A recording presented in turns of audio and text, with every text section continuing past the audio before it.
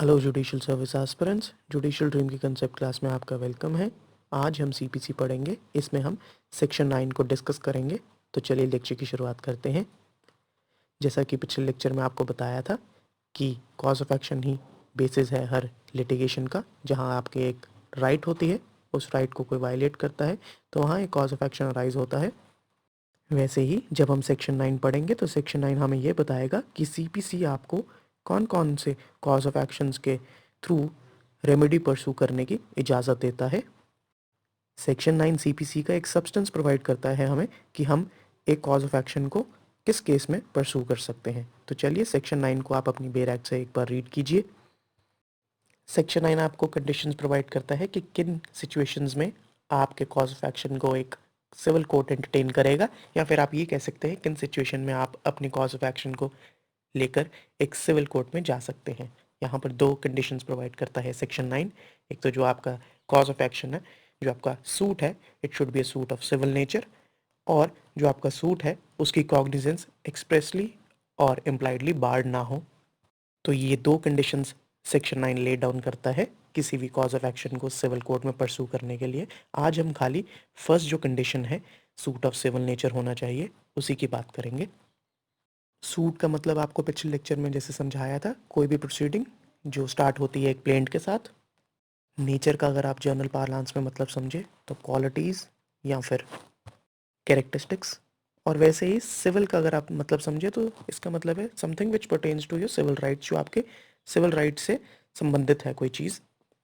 और civil rights का मतलब होता है जो चीज़ सिर्फ आपको ही इफेक्ट करती है, आपके राइट्स को हानि पहुंचाती है, आपके राइट्स को वायलेट करती है, public at large, world at large को मुश्किल में या फिर इफेक्ट नहीं करती। अब यहाँ पर एक एग्जांपल लेते हैं। सपोज क्वेश्चन ये है कि जो एक पीस ऑफ लैंड है, वेदर इट बिलोंग्स टू ए और बी। अब ये राइट टू प्रॉपर्टी का मामला है, ये प्योरली एक लीगल इशू है, लीगल राइट का मामला है। तो ऐसे जब केसेस एक सिविल कोर्ट में आते हैं तो हम इन्हें बोलते हैं अ सिविल सूट, क्योंकि यहाँ पर प्योरली एक लीगल राइट इन्वॉल्व है। लेकिन जो सेक्शन 9 है वो जो फ्रेज यूज करता है वो सिविल सूट की बजाय suit of civil nature phrase use करता है। तो इसकी क्या वजह है? तो पहली चीज, अगर तो खाली लीगल राइट इन्वॉल्व है आपके केस में तो उसे बोलेंगे सिविल सूट, और सेक्शन 9 को यूज करते हुए आप कोर्ट में आप सूट फाइल कर सकते हैं। लेकिन व्हाट इफ कि सूट जो है वो सिंपली लीगल इशू इन्वॉल्व नहीं करता, तो क्या होगा? तो शायद इसी का आंसर है इस फ्रेज में छुपा हुआ सूट ऑफ सिविल नेचर। तो उसे समझते हैं।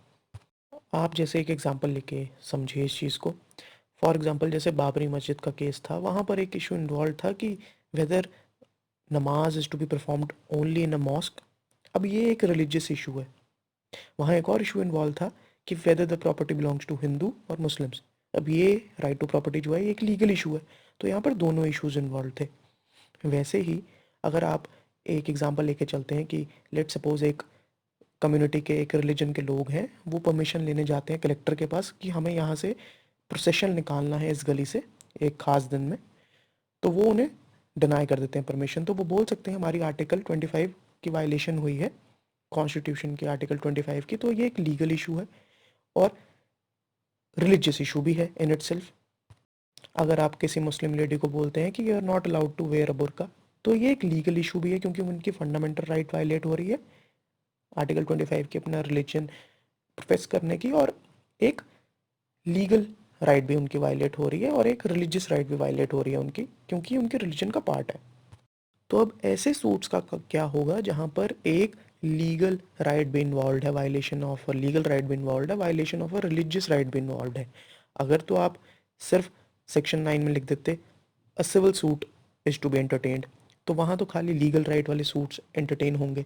तो इसी एनॉमली को दूर करने के लिए लेजिस्लेचर ने suit of civil nature phrase का यूज़ किया है, जिसमें आपके लीगल राइट और रिलीजियस राइट जो एक सूट में इन्वॉल्व होते हैं कलेक्टिवली, ऐसे सूट्स को भी एंटरटेन करने की पावर दी है सिविल कोर्ट्स को। तो ब्रॉड किया है एम्बिट ऑफ जूरिसडिक्शन सेक्शन 9 ने ये फ्रेज यूज करके, suit of a civil nature instead of civil suit. और suit of a civil nature encompasses in itself civil suit का जो फ्रेज है आपका। तो सेक्शन 9 में प्योरली लीगल राइट वाले इश्यूज तो जाएंगे कोर्ट में, लेकिन मिक्स्ड जो legal right plus religious rights वाले इश्यूज हैं वो भी सेक्शन 9 का यूज़ करते हुए आप कोर्ट में इंस्टीट्यूट कर सकते हैं अपना कॉज ऑफ एक्शन। तो आपको बेसिकली ये टेस्ट अप्लाई करना है कि जब ऐसा कोई मिक्स्ड इश्यूज वाला आपके पास सूट आता है तो उसमें जो डोमिनेटिंग इशू है वो कौन सा है, क्या लीगल राइट का इशू डोमिनेटिंग है। अगर लीगल राइट का इशू डोमिनेटिंग है और जो रिलीजियस इशू है वो इंसिडेंटल एंसिलरी इशू है, तो it would be sufficient to institute a suit on the basis of that cause of action under section 9 CPC। क्योंकि जो फ्रेज यूज हुआ है वो है सूट ऑफ सिविल नेचर, तो वो आपको अलाउ करता है इतनी लेवरेज। लेकिन व्हाट इफ जो आपका इशू है वहाँ पर रिलीजियस इशू डोमिनेटिंग है, लीगल इशू जो है लीगल राइट के वायलेशन वो इंसिडेंटल है। फॉर एग्जांपल एक पर्सन है एक्स, वो क्लेम करते हैं कि एक पर्टिकुलर ऑफिस है, वो उस पर अपना क्लेम जताते हैं कि ये ऑफिस मुझे मिलना चाहिए। अब ये जो क्वेश्चन है ऑफिस किसको मिलना चाहिए, इसका फैसला प्योरली रिलीजियस राइट्स और सेरेमनीज की परफॉर्मेंस पर बेस्ड है। तो यहाँ पर रिलीजियस राइट्स और सेरेमनीज परफॉर्म हुई थी नहीं हुई थी, ये आपका जो मेन इशू ये है, कोर इशू ये है आपका बेसिक इशू। और इंसिडेंटल है इशू कि ऑफिस किसे मिलेगा। अगर राइट्स सेरेमनीज परफॉर्म हुई हैं तभी तो ऑफिस मिलेगा। तो आपका मेन इशू है रिलीजियस इशू यहाँ पर, और इंसिडेंटल इशू है लीगल इशू। तो क्या ऐसे cases suit of civil nature के अंदर फॉल करेंगे और सेक्शन 9 को यूज़ करते हुए हम कोर्ट में जा सकते हैं रिलीफ लेने के लिए या नहीं। तो पहले तो बड़ी डाइवर्जेंट ओपिनियन थी, पहले बहुत यहाँ पर कन्फ्यूजन थी बिटवीन डिफरेंट हाई कोर्ट्स, लेकिन लेजिस्लेचर ने आपको एक्सप्लेनेशन 1 दी है। लेजिस्लेचर ने ब्रॉडन किया है सेक्शन 9 के एम्बिट को और बोला है ऐसे इश्यूज जहाँ रिलीजियस इशू डोमिनेटिंग है और इंसिडेंटल इश्यूज लीगल है, उनको भी हम सूट ऑफ सिविल नेचर ही मानेंगे। और एक्सप्लेनेशन 2 बोलती है कि वेदर एनी सैलरी और profit is associated with that office और नॉट, तभी हम उन्हें सूट ऑफ सिविल नेचर ही मानेंगे। इवन ऑनररी पोजीशंस हो उसको क्लेम करने के लिए भी कोई इंसान अपने लिए एक सूट फाइल करता है, तब भी अगर वहाँ पे कोई लीगल इशू भी इन्वॉल्व है और रिलीजियस इशू इन्वॉल्व है, तब भी उसे हम सूट ऑफ सिविल नेचर ही मानेंगे। उसे हम प्योरली रिलीजियस इशू या सोशल इशू मानकर सेक्शन 9 से वंचित नहीं कर देंगे और ये बोलेंगे आप सूट फाइल कर ही नहीं सकते, ऐसा नहीं करेंगे। तो प्योरली लीगल इश्यूज सेक्शन 9 को यूज़ करते हुए सूट फाइल कर सकते हैं हम उनके बेसिस पर। लीगल इश्यूज जहाँ पर रिलीजियस इश्यूज जो हैं आपके हैं वो इंसिडेंटल है, उनको भी सेक्शन 9 को यूज़ करते हुए हम सूट फाइल कर सकते हैं कोर्ट में, क्योंकि suit of civil nature term use की गई है। और suit of civil nature term use करते हुए ही एक्सप्लेनेशन 1 ऐड की है लेजिस्लेचर ने, उसको एक्सप्लेन किया है और फर्दर ब्रॉडन किया है सूट ऑफ सिविल नेचर का एम्बिट।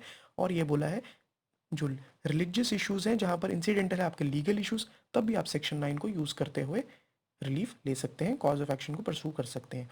लेकिन अब सवाल आता है प्योरली रिलीजियस और सोशल इश्यूज जहाँ पर कोई लीगल इशू इन्वॉल्व नहीं है, उनका क्या होगा। एक एग्जांपल लेकर समझिए। सपोज एक्स ने वाई को इनवाइट किया डिनर के लिए कि आज मेरे घर पर डिनर है, तुम्हें आना पड़ेगा।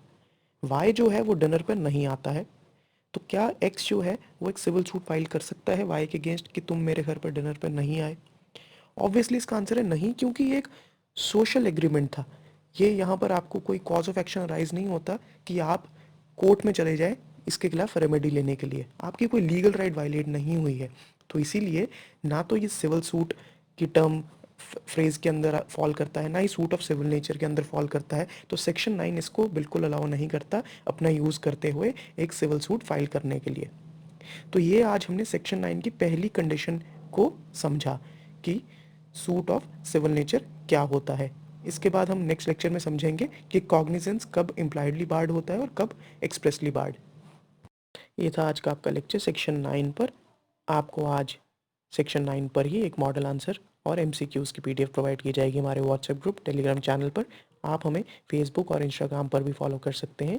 अगर आप मध्य प्रदेश जुडिशल सर्विस का एग्ज़ाम दे रहे हैं तो आप हमारे डेमो मॉक्स को एनालाइज करके ब्रोशर को रीड करके एनरोल करवा सकते हैं। अगर आपको वीडियो पसंद आई तो आप चैनल को सब्सक्राइब कर सकते हैं, वीडियो को लाइक एंड शेयर कर सकते हैं।